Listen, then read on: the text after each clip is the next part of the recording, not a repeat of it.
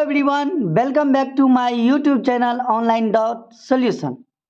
आज हम पढ़ने वाले हैं क्लास 10th का सब्जेक्ट राजनीतिक विज्ञान, जो कि हमारा लेसन 5 है, लोकतंत्र की चुनौती।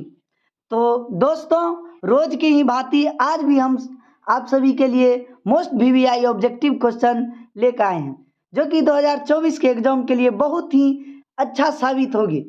चलिए क्वेश्चन को स्टार्ट करते हैं। आज का पहला क्वेश्चन, मॉडर्न डेमोक्रेसी नामक पुस्तक के लेखक हैं। मॉडर्न डेमोक्रेसी नामक पुस्तक के लेखक कौन है?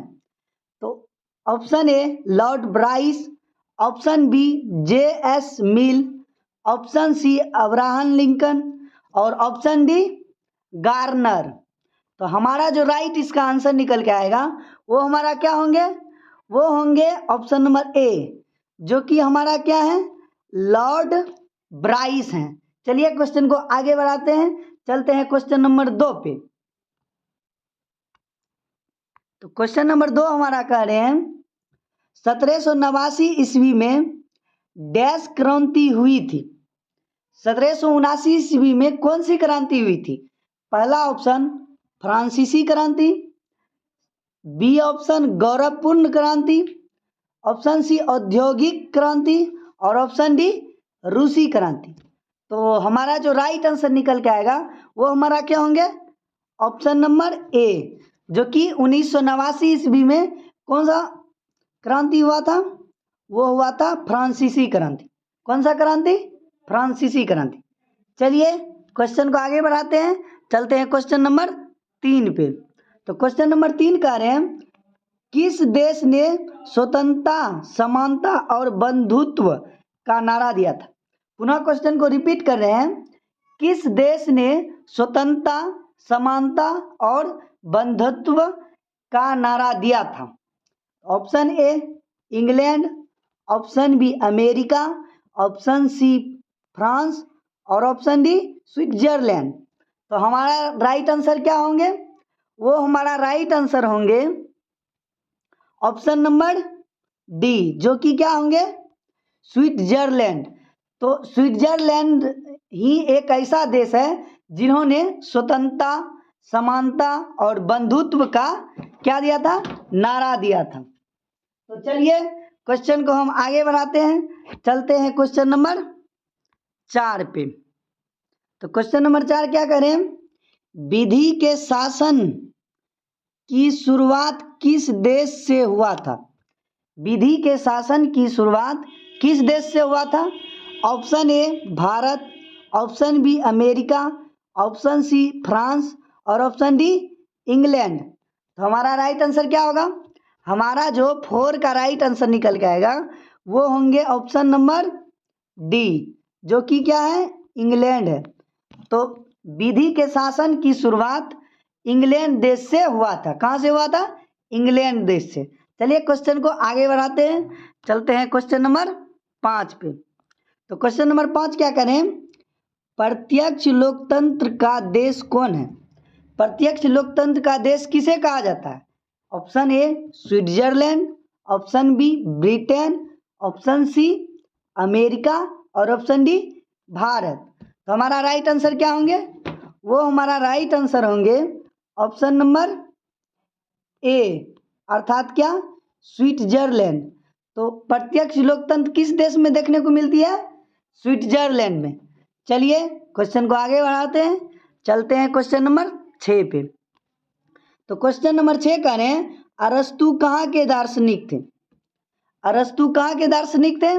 Option A Cambodia, option B यूनान, ऑप्शन सी थाईलैंड और ऑप्शन डी इंडोनेशिया।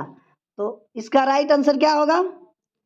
इसका राइट आंसर होंगे ऑप्शन नंबर बी, अर्थात यूनान के। अरस्तु कहाँ के दार्शनिक थे? यूनान के थे। चलिए क्वेश्चन को आगे बढ़ाते हैं, चलते हैं क्वेश्चन नंबर 7 पे। तो क्वेश्चन नंबर 7 क्या करें? इंग्लैंड में विधि का शासन किसकी देन है? इंग्लैंड में विधि का शासन किसकी देन है?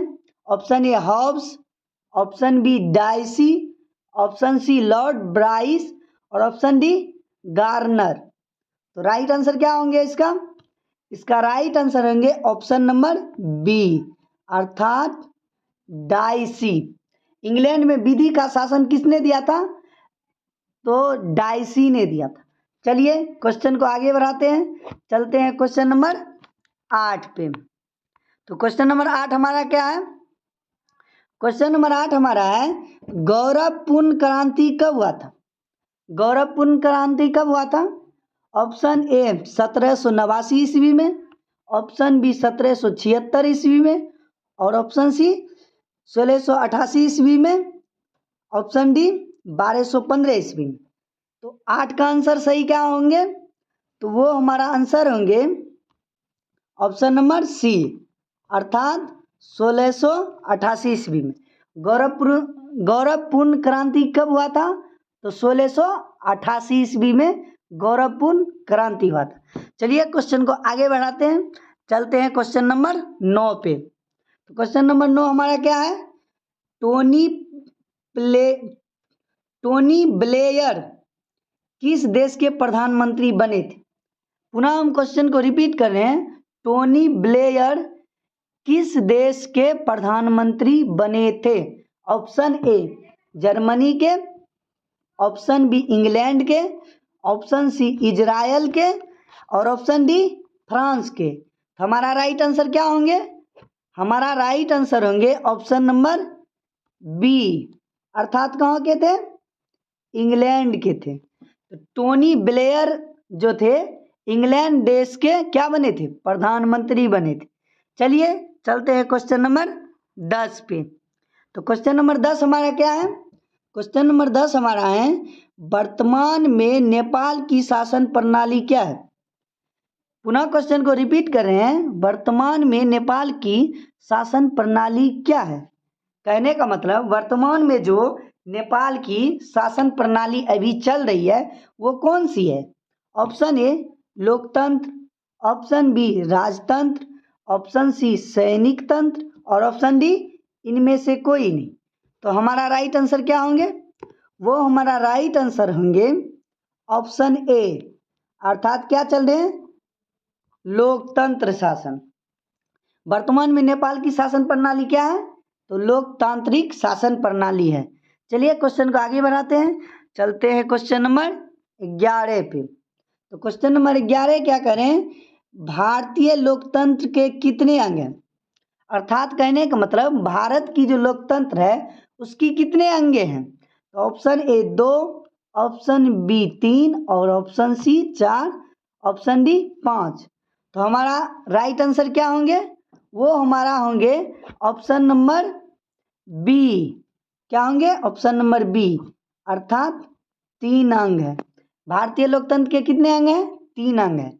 चलिए क्वेश्चन को आगे बढ़ाते हैं, चलते हैं क्वेश्चन नंबर 12 पे। तो क्वेश्चन नंबर 12 कह रहे हैं स्विट्जरलैंड में महिलाओं को मताधिकार किस वर्ष प्राप्त हुआ था? स्विट्जरलैंड में महिलाओं को मताधिकार का अवसर कितने ईस्वी में दिया गया था?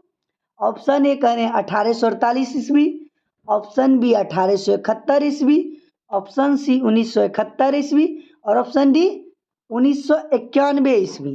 तो हमारा राइट आंसर क्या होंगे?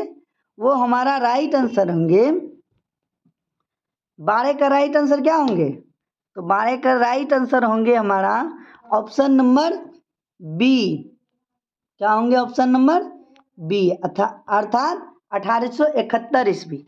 स्विट्जरलैंड में जो महिलाओं को मताधिकार किस ईस्वी में दिया गया था? 1871 ईस्वी में। चलिए क्वेश्चन को आगे बढ़ाते हैं, चलते हैं क्वेश्चन नंबर 13 पे। तो क्वेश्चन नंबर 13 क्या करें? राष्ट्रीय महिला आयोग अधिनियम किस वर्ष बना? राष्ट्रीय महिला आयोग अधिनियम कितने ईस्वी में बना? ऑप्शन ए 1990 ईस्वी, ऑप्शन बी 1985 ईस्वी, ऑप्शन सी 1965 ईस्वी, और ऑप्शन डी 1995 ईस्वी। तो हमारा राइट आंसर क्या होंगे? हमारा जो राइट आंसर होगा वो होगा ऑप्शन नंबर ए, अर्थात 1990 ईस्वी।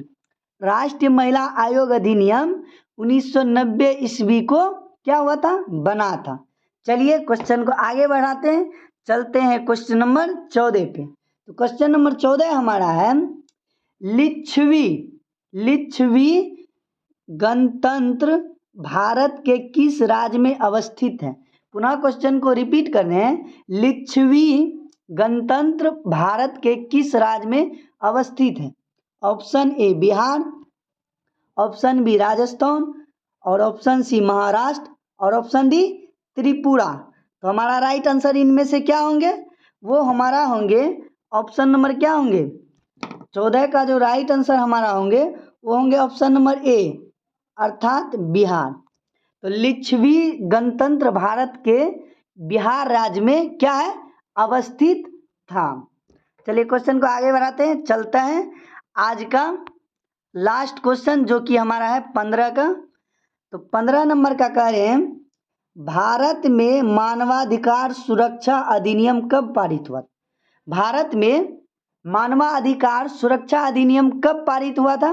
ऑप्शन ए 1991 ईस्वी, ऑप्शन बी 1993 ईस्वी, ऑप्शन सी 1995 ईस्वी, और ऑप्शन डी 1997 ईस्वी।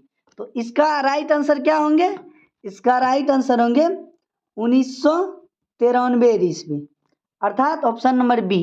भारत में मानवाधिकार सुरक्षा अधिनियम कब पारित हुआ था, 1993 ईस्वी में। तो आज का सेशन यहीं पे समाप्त हो रहा। अगले दिन जो हम लेकर आएंगे नए वीडियो में, उसमें चैप्टर वाइज करके हिस्ट्री का, कौन सा सब्जेक्ट का, हिस्ट्री सब्जेक्ट का लेकर आएंगे। ठीक है, चलिए मिलते हैं अगले वीडियो में, तब तक के लिए थैंक यू, धन्यवाद, have a nice day, God bless you.